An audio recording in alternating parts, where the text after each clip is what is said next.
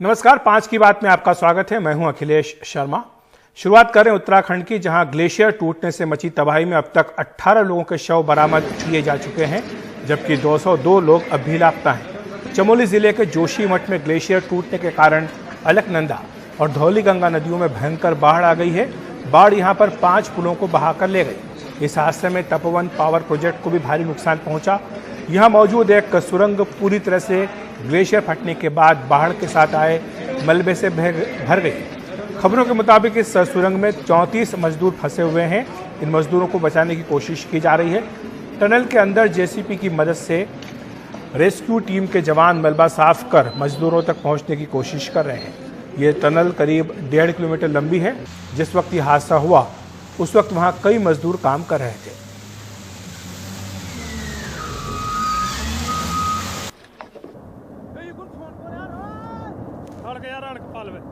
और हमारे सहयोगी अक्षय डोंगरे वहां पहुंच चुके हैं, उनकी रिपोर्ट देखते हैं।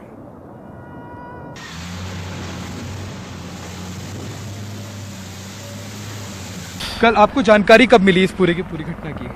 कल सुबह 9:30 बजे बात हुई थी उससे, जब ड्यूटी पे आ रहा था। उसके बाद तब पता नहीं चला सर। तो आपका बेटा यही प्रोजेक्ट में काम करता था? हाँ, वेल्डिंग का काम करता था। तो क्या हुआ उसके बाद? अथॉरिटीज ने कुछ बताया आपको? कहा है कुछ पता नहीं चला, ना किसी ने कुछ बताया। हम तो वो भी मिले थे उनके साहब से।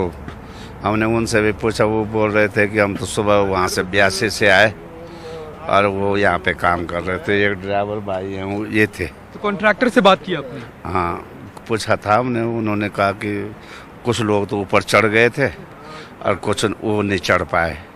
हमने सोचा सुरंग के अंदर होंगे तो उस टनल से निकल जाएंगे। यही यहाँ खुदाई करके देख लो, तो ना ये वहाँ खुदाई कर रहे हैं, ना कुछ कर रहे हैं, ना कुछ कर रहे हैं। तो अभी तक आपको साफ नहीं हो पाया। हाथ में एक तस्वीर भी है, किसकी? आप ये है जी लड़का में। So on the left hand side is Rahul, son of this gentleman. He is looking for him. He was working at this side. Rahul सिलसवार। तो यहाँ पे वेल्डिंग का काम करता था जी। और कल 9:30 बजे he spoke to his son yesterday at around 9:30 AM. जब वो ड्यूटी पे 25 minutes before the disaster struck. Duty जब गए, आपके साथ रहते थे? आपके साथ ही रहते थे या फिर? ना साथ ही हैं जी। वो तो यहाँ पे ड्यूटी करता था, उनकी फैमिली घर में है।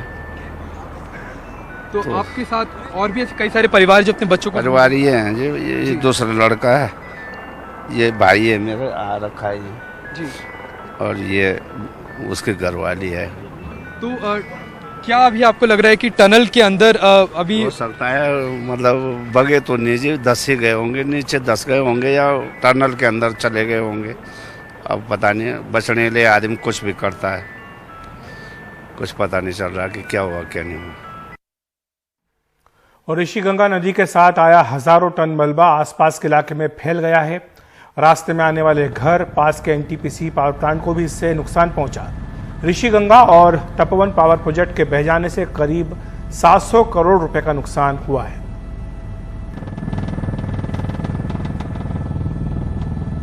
सबसे पहले मैं आपको मंजर दिखाना चाहता हूँ जो तबाही का है कल की। जो अगर हम बाढ़ की बात करी जाए तो इस वक्त हम एनटीपीसी के उस हाइड्रो पावर प्रोजेक्ट के पास में मौजूद है, जो कल तक एक हाइड्रो पावर प्रोजेक्ट था, लेकिन आज आप अगर देखें तो ये पूरी तरह से मलबे के एक ढेर में तब्दील हो चुका है। अगर आप इसके पास में देखें तो किस तरह से यहाँ पर जो कीचड़ जमा है, ये दर्शाता है कि किस तरह का मंजर कल रहा होगा जब जिस दिशा से पानी बहता हुआ आ रहा है उसी दिशा में अगर आप आगे चले तो ऋषिगंगा जो पावर प्रोजेक्ट है, जो फंक्शनल था, वो था। सबसे पहले उस पर इम्पैक्ट हुआ जब रैनी गांव के पास में जो ग्लेशियर टूटकर गिरा, तो सबसे पहले वहाँ पर तबाही हुई।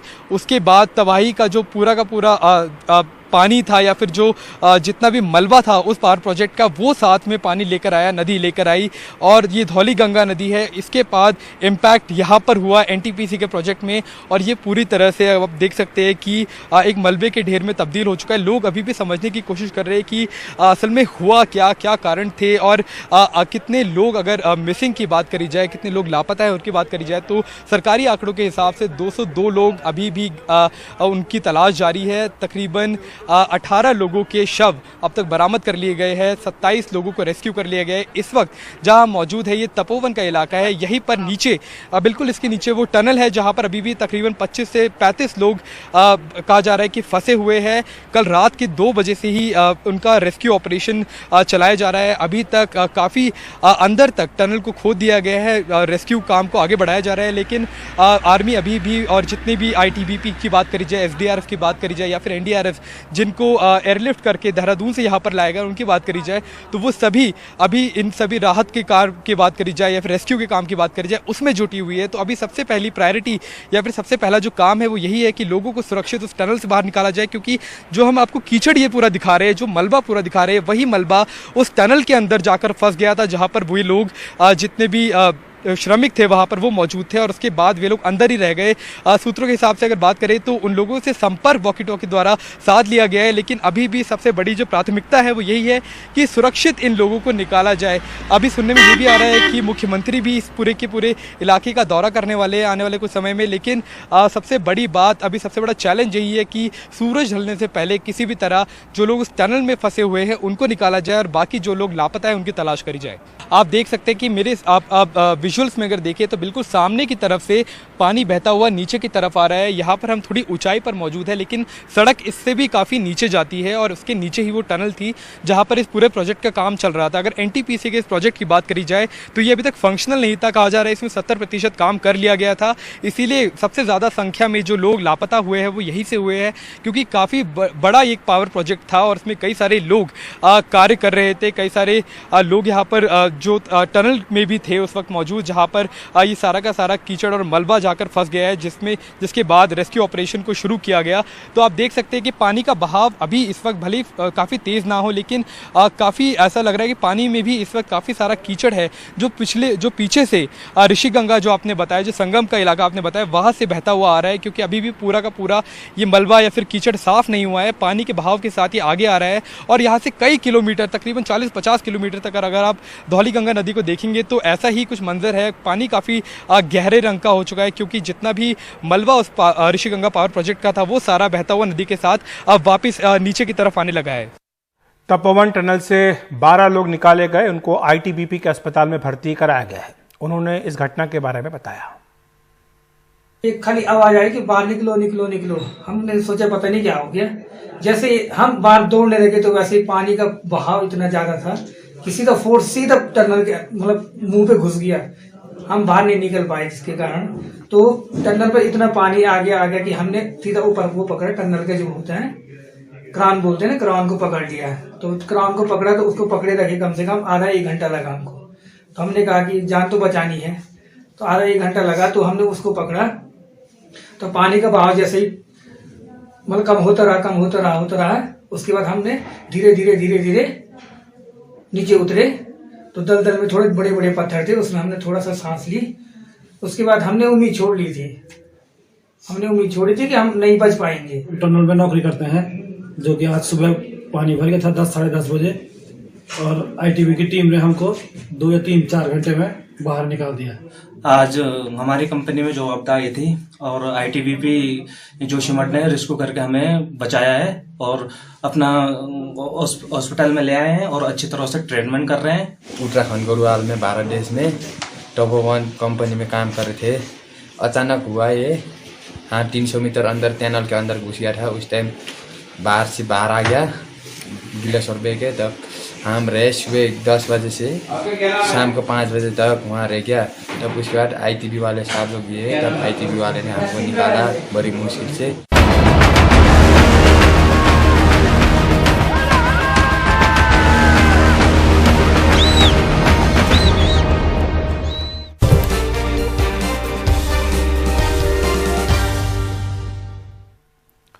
महाराष्ट्र सरकार ने उन तमाम सितारों के ट्वीट्स की जांच करने की तैयारी कर ली है जो किसान आंदोलन को लेकर अंतर्राष्ट्रीय हस्तियों के ट्वीट्स के जवाब में किए गए थे।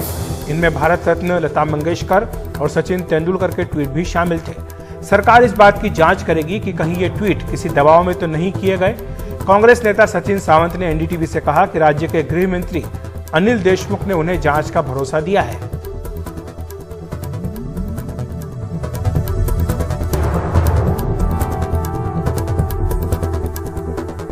किसानों के आंदोलन पर जिस तरह से पॉप स्टार रिहाना की ओर से ट्वीट किया गया था, उसके बाद भारत के भी कई सेलिब्रिटीज़ ने इस पर ट्वीट किया। लेकिन अब महाराष्ट्र कांग्रेस की ओर से इस पूरे मुद्दे पर जांच की मांग की गई है। इसके लिए उन्होंने महाराष्ट्र के गृह मंत्री से भी मुलाकात की। हमारे साथ सचिन सावंत जी, हम उनसे बात करेंगे। सर, क्यों आपको लग रहा है कि इस पूरे मामले की जाँच की जानी चाहिए अगर सेलिब्रिटीज़ ने ट्वीट किया था? देखिए, पहले तो ये पूरे देश भर में जो माहौल चल रहा है अभी, लोकतंत्र के लिए बहुत बड़ा खतरा है।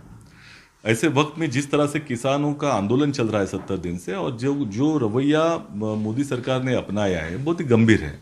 पूरे विश्व स्तर से इसकी आलोचना हो रही है। सबसे बड़ा लोकतांत्रिक देश है, गांधी जी का देश है, और ये एक आदर्श रखता है अन्य राष्ट्रों के ऊपर कि लोकशाही परंपरा कैसी होनी चाहिए। ऐसे वक्त में अगर ऐसी आपत्तिजनक घटनाएं यहाँ हो रही है तो विश्व में सभी जो व्यक्तियां हैं अपने आप ट्वीट कर रही हैं। तो कुछ ट्वीट ऐसे भी हुए हैं बड़े वहां के सेलिब्रिटीज के ऊपर, लेकिन कोई व्यक्तिगत कोई टिप्पणी करे तो सरकार उसमें कूदती नहीं है। कोई देश ने टिप्पणी की अधिकृत तौर पर तो हो सकता है, लेकिन एक रिहाना का ट्वीट आया, पूरी सरकार हिल गई, और ये सभी सेलिब्रिटीज को उसके बाद में आपने देखा कि ऐसे ट्वीट हुए हैं। तो कोई व्यक्तिगत स्तर पर अगर कोई टिप्पणी करता है तो उसका अधिकार है, हम उसके ऊपर आपत्ति नहीं रखते। लेकिन इसमें जिस तरह से ट्वीट किए गए हैं, जिस तरह का उसमें कंटेंट है, जिस तरह का टाइमिंग है, इससे निश्चित तौर पर एक संदेह होता है कि भारतीय जनता पार्टी की तरफ से ये करवाया गया है। इसका कारण ये है कि कुछ ऐसी चीजें आ रही हैं कि जो ट्वीट्स हैं उसमें कुछ शब्द कॉमन है, एमिकेबल नाम बार बार यूज सभी लोगों ने इस्तेमाल किया हुआ है। इसका मतलब है किसी स्क्रिप्ट के ऊपर ये काम हुआ है। दूसरी ओर अक्षय कुमार और साइना नेहवाल, इनके जो ट्वीट्स हैं, साइना नेहवाल हमारी स्पोर्ट्स स्टार हैं, आदर्श है युवाओं के लिए, और बॉलीवुड के स्टार है अक्षय कुमार जी, इनका ट्वीट तो सेम है, जैसे सयामी ट्विंस होते हैं उस तरह का वो ट्वीट किया हुआ है। तो इसके बारे में भी जांच होने की आवश्यकता है कि क्या इसको भारतीय जनता पार्टी ने इसका स्क्रिप्ट दिया था। और इस संदेह को बल इसलिए मिलता है कि सुनील शेट्टी जी ने जो ट्वीट किया है इसमें तो एक भारतीय जनता पार्टी का जो मुंबई प्रदेश का पदाधिकारी उसको टैग भी किया, हितेश जैन नाम का। तो निश्चित तौर पर इसकी जांच होने की आवश्यकता है कि भारतीय जनता पार्टी का दबाव है, पूरे देश भर में संवैधानिक संस्थाओं के ऊपर दबाव है, मीडिया के ऊपर दबाव है, सब जगह पे, तो इनके ऊपर भी हो सकता है। तो क्या इनको आर्म ट्विस्ट करके ये किया गया है, इसकी भी जांच होनी चाहिए। तो इसके तह तक तो पहुंचना आवश्यक है। हमारे नेशनल हीरोज हैं, और अगर वो अपने आप को पूरी तरह से असुरक्षित महसूस कर रहे हैं तो संरक्षण देने का काम महाराष्ट्र विकास आघाड़ी सरकार ने करना चाहिए। गृह मंत्री ने क्या कहा? आप लोगों ने उनसे बातचीत की? क्या उन्होंने जांच के आदेश दिए हैं या आगे क्या होगा? गृह मंत्री ने इसका संज्ञान लिया है। बहुत ही गंभीर बात है, उन्होंने कहा है निश्चित तौर पर अपनी जिम्मेदारी है राज्य सरकार की, इनको संरक्षण दिया जाए, और इंटेलिजेंस डिपार्टमेंट जो है इसको जांच के आदेश भी दिए। इस बीच केंद्र सरकार ने ट्विटर को फिर से नोटिस जारी किया है। इसमें 1178 ट्विटर अकाउंट्स को ब्लॉक करने के लिए कहा गया है। इसमें किसान आंदोलन से जुड़ी गलत जानकारी फैलाई जा रही है, ये केंद्र सरकार ने नोटिस में कहा है। सरकार के सूत्रों के मुताबिक बताया गया है कि ये अकाउंट खालिस्तान के समर्थन से जुड़े हैं और पाकिस्तान के इशारे पर चलाए जा रहे हैं। सुरक्षा एजेंसियों की ओर से जानकारी देने के बाद इन्हें ब्लॉक करने के लिए ट्विटर से कहा गया है। सूत्रों के मुताबिक सरकार का मानना है कि किसान आंदोलन के मद्देनजर ये ट्विटर हैंडल कानून व्यवस्था के लिए खतरा पैदा कर रहे हैं। यह भी कहा गया है कि जो ट्विटर के सीईओ हैं उन्होंने भी कुछ किसान आंदोलन से के समर्थन में जुड़े हुए ट्वीट्स को जो अंतर्राष्ट्रीय हस्तियों की ओर से किए गए थे उनको लाइक किया था। ये दिखाता है कि किस तरह से ट्विटर इसमें निष्पक्ष नहीं है।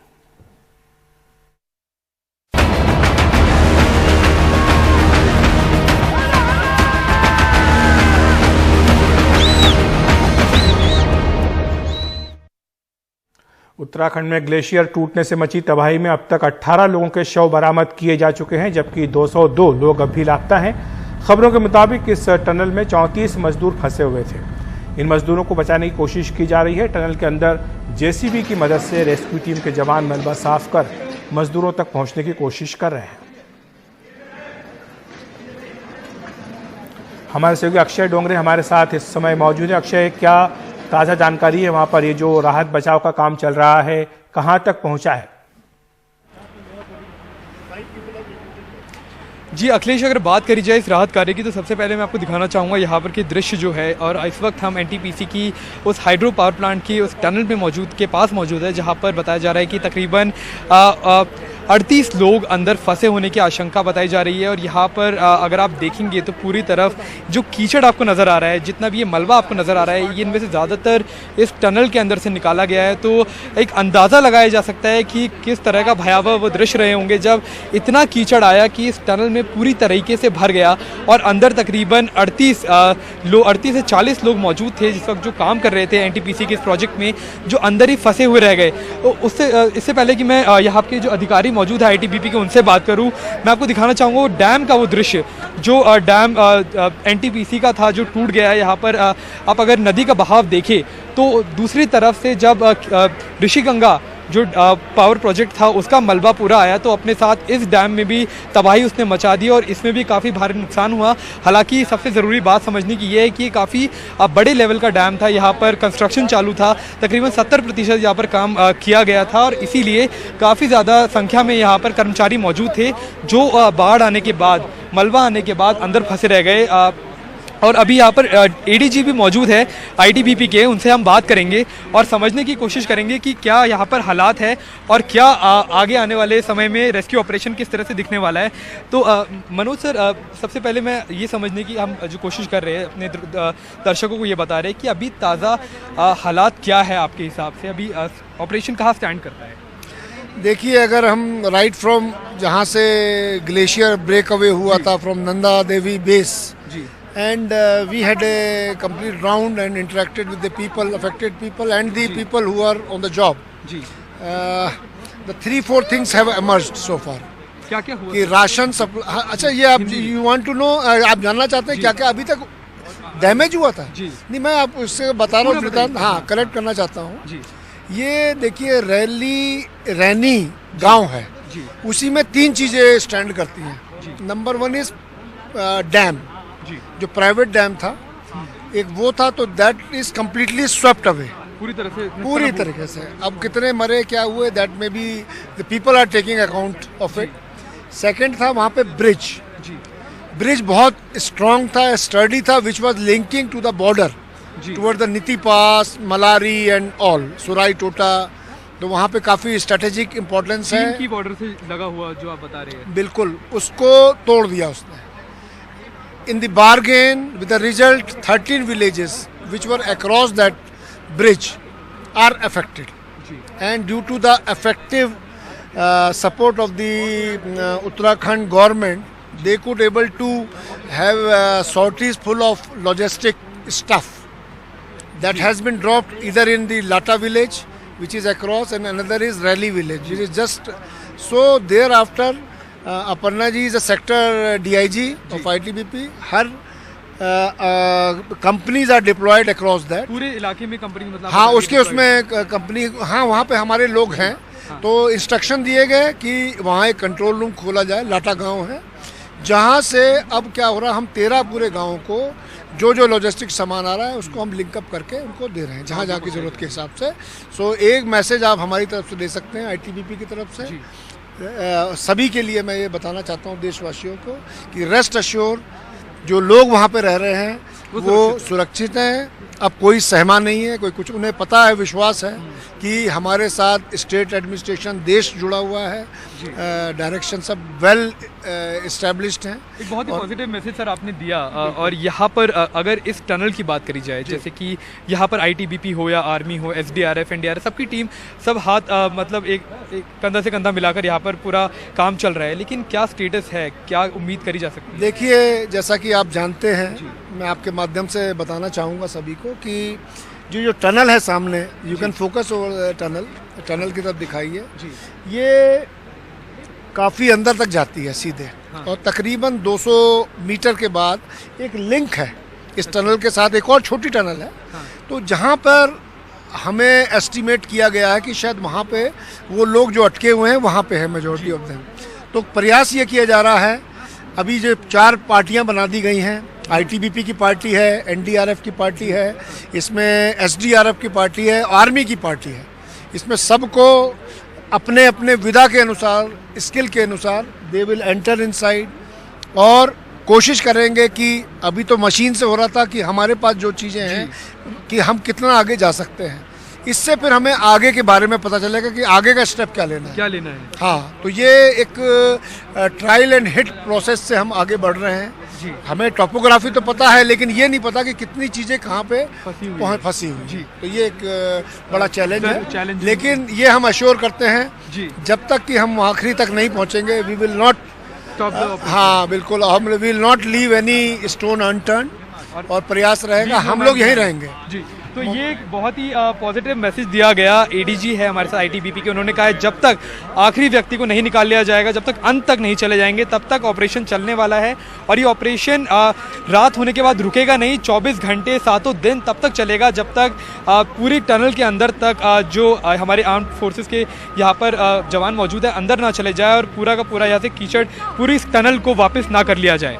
देखिए टेक्निकल तरीके से जी आपके साथ बने हुए हैं। मैं चाहता हूं कि आप उनसे एक सवाल पूछें कि किस तरह की तकनीक का इस्तेमाल किया जा रहा है। हमने कुछ जो डॉग्स होते हैं उनको भी देखा था, जो कि प्रशिक्षित होते हैं, ट्रेंड होते हैं, जो कि इस तरह की अगर कोई गंध आए ह्यूमन की तो उसको वो सेंस कर सकते हैं। क्या इस तरह की भी कोई तकनीक इस्तेमाल की जा रही, और क्या क्या तकनीक है जिससे कि बचाया जा सके उन लोगों को जो इस उम्मीद में है, अंदर फंसे हुए हैं, कि उन्हें उम्मीद है कि बाहर से मदद मिलेगी, उन्हें तुरंत जो है वहां से निकाला जा सकेगा। हमने कल कुछ तस्वीरें देखी थी, आप उनको बधाई भी दीजिएगा, आईटीबीपी के जो अफसर हैं, कि जो एक श्रमिक को निकाला गया था, उसके निकालने के बाद किस तरह से वो खुश था, किस तरह से उसने अपने आप का जो आभार था आईटीबीपी के लिए और बाकी लोगों के लिए उसने व्यक्त किया था। जी, लेकिन आप रेस्ट एश्योर्ड जी सर, सबसे पहले हम आपको बधाई देना चाहेंगे जिस तरह से कल हमने ऑपरेशन देखा, एक टनल से जितने लोगों को आईटीबीपी हमने जवान के विजुअल देखे थे, निकाला गया। लेकिन अगर तकनीक की बात करी जाए यहाँ पर, तो क्या क्या तकनीकें, क्या केनाइन डॉग्स जो होते हैं उनको यहाँ पर लाया जा रहा है, या फिर क्या तकनीकें हैं? आपका नाम क्या है? मेरा नाम अक्षय। अक्षय जी, आप जैसे देख रहे हैं टोपोग्राफी को जी, तो हर जगह पर डिफरेंट चैलेंजेस होते हैं जी। तो पहले वाला जो टनल था जिसमें कल हमने रेस्क्यू ऑपरेशन किया है, उसमें चैलेंज था कि कैसे आप रैपलिंग करके अंदर घुसें, अच्छा, और रास्ता बनाएं जी। तो वो हमारे आदमियों ने, जो हमारी माउंटेन की जो स्किल है जी, और ये रॉक क्राफ्ट की स्किल है, उसको अप्लाई करते हुए उसका एमलगेमेशन करते हुए वो अंदर घुसे थे। फिर उनको स्लश और मड वगैरह सब बाहर निकाला, मैनुअली निकाला, और तो उसको जब हम सक्सीड हुए, it was a long effort जी, बिल्कुल। और सबसे अच्छी बात ये थी कि ऑल 12 सर्वाइव, जो अंदर सबसे बड़ी बात है। हाँ, बच गए, बहुत अच्छा है खुदा का। हमने क्या अच्छा काम किया है, हमारा तो हमारा फर्ज है जी, ये फर्ज जो कर रहे हैं हमारे जवान, हमें वी डोंट ब्लिंक। तो टेरेन को देखते हुए यहाँ पर तकनीक का इस्तेमाल किया जा रहा है, यहाँ पर कोई यूनिक तकनीक? हाँ, ये देख रहे हैं सबसे पहले आपके सामने ये जो एक्सकेवेटर जा रहा है जी, तो ये स्लश को निकाल रहा है। फिर एक हमारे पास दूसरा चेन वाला, ये देखिए ट्रैक वाला है, हाँ। फिर ये चेन वाला है, ये नीचे वाला वो निकालेगा, ये ऊपर का निकालता है। अच्छा। तो these are being used in tandem, जैसे जैसे इनकी रिक्वायरमेंट हो रही है उसको वैसे यूज किया जा रहा है। और फिर जस्ट वी वांट टू सी कोई थोड़ा सा हमें वो मिल जाए, सुराख मिल जाए, ताकि we can hole in and then break out करें। बिल्कुल, बहुत बहुत this is what is the effort. बहुत बहुत धन्यवाद सर। और ये हमने बात करी जो एडीजी है आईटीबीपी के, उनसे, तो यहाँ पर बहुत ही मुश्किल परिस्थितियाँ है। तो यहाँ पर सब आई थिंक अभी यहाँ पर एनडीआरएफ से भी कुछ अफसर मौजूद है, शायद हम उनसे भी बात करेंगे। सर, आप एनडीआरएफ से है, जिस तरह से हम बात कर रहे हैं, यहाँ पर आर्मी, एनडीआरएफ सब साथ मिलकर एक रेस्क्यू ऑपरेशन चला रही है। आपके हिसाब से क्या क्या प्रायोरिटीज अभी रखी जा रही है ऑपरेशन की? प्रायोरिटी तो हमारी है जैसे जल्दी से जल्दी टनल क्लियर हो जाए और हम नीचे अंदर घुस करके अपने सारे सर्च इक्विपमेंट, जो हमारे पास state of the art equipments हैं, वो सारे सर्च एंड रेस्क्यू ऑपरेशन का इस्तेमाल करते हुए विक्टिम कोई है वहाँ पे जिंदा, उसको लोकेट कर पाए, उसको निकाल पाए, ये हमारी प्रायोरिटी होगी जी। और इमीडिएट कोई नेक्स्ट स्टेप जो आप लोग लेने वाले होगी? इमीडिएटली तो अभी काम आपके सामने चला हुआ है, रास्ता जैसे बनता जाएगा हम अंदर पेनिट्रेट करेंगे और अपने इक्विपमेंट का सहारा लेकर के, जो भी सिखलाई सारे ट्रेंड लोग हैं, तो हम रेस्क्यू ऑपरेशन को अंजाम तक पहुंचाने का काम करेंगे। धन्यवाद सर। तो एनडीआरएफ, आईटीबीपी, चाहे सेना हो, तो सभी के सभी एजेंसीज साथ में मिलकर इस ऑपरेशन को अंजाम देने के लिए जुटी हुई है, और 24 घंटे ये ऑपरेशन चल रहा है। और सबसे ज़रूरी बात यहाँ पर यही रहने वाली कि किस तरह से जो लोग अंदर फंसे हुए हैं उनको सही सलामत निकाला जाए। बिल्कुल अक्षय, जाहिर सी बात है कि एक बहुत बड़ी चुनौती है, लगे हुए हैं सारे एनडीआरएफ, आईटीबीपी, सेना, तमाम जो हमारे दल हैं वो लगे हुए हैं बचाने में, और कोशिश पूरी यही होगी कि जो लोग फंसे उनको निकाला जाए। यही उम्मीद भी करें, यही प्रार्थना भी सबकी है। बहुत बहुत शुक्रिया अक्षय आपका इस तमाम जानकारी को हम तक पहुंचाने के लिए। वक्त एक ब्रेक का।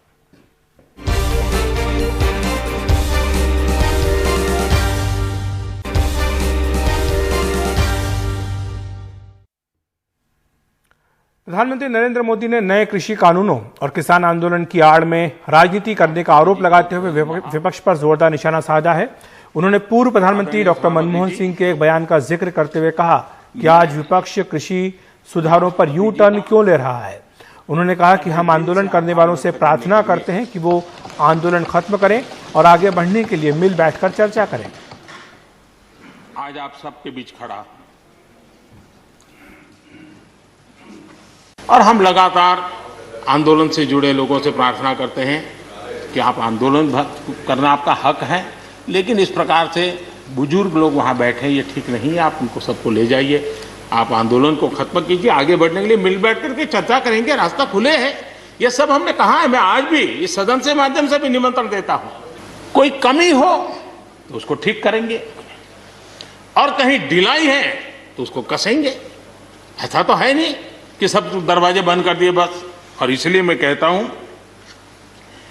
मैं विश्वास दिलाता हूं कि मंडियां अधिक आधुनिक बने, अधिक प्रतिस्पर्धी होगी। इस बार बजट में भी उसके लिए हमने प्रावधान किया है। इतना ही नहीं, एमएसपी है, एमएसपी था, एमएसपी रहेगा। ये सदन की पवित्रता समझे हम। आदरणीय मनमोहन सिंह जी ने किसान को उपज बेचने की आजादी दिलाने, भारत को एक कृषि बाजार दिलाने के संबंध में अपना इरादा व्यक्त किया था और वो काम हम कर रहे हैं। और मुझे आप लोगों को गर्व होना चाहिए कि देखिए मनमोहन सिंह जी ने कहा था वो मोदी को करना पड़ रहा है। गर्व कीजिए।